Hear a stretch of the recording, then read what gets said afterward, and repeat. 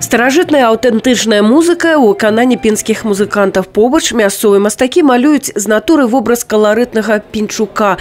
Так сустракалі гасцей і удзельнікаў рэспубліканскай акцыі, у межах якой адбылася урачыстая цырымонія перадачы статусу «Культурная сталіца года». Згодна з рашэннем Міністэрства культуры Беларусі, менавіта Пінск сёлета набыў статус культурнай сталіцы нашай краіны. Вне всякого сомнения, город Пинск станет той уникальной площадкой, которая позволит именитым исполнителям и организаторам продемонстрировать свой высокий талант, молодым участникам показать свои способности и всем желающим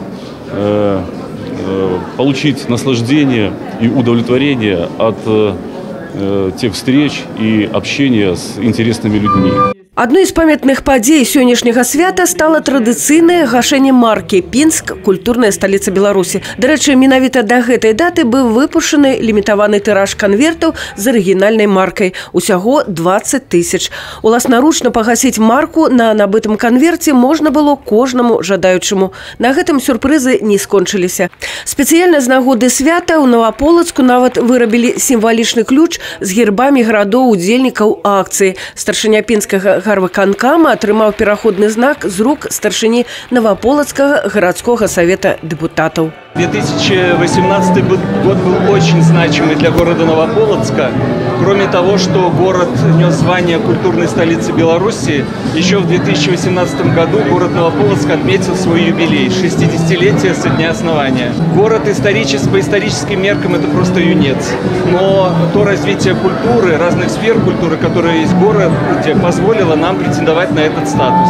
Тое, што Пінск па праву прыняў высокі статус культурнай сталіцы, пацвердзіла намеснік міністра культуры Беларусі. Пінск – это город з унікальнай гісторыяй. Здесь шмат помнікаў, якія ўключаны ў спіс нематэрыяльнай культурнай спадчыны.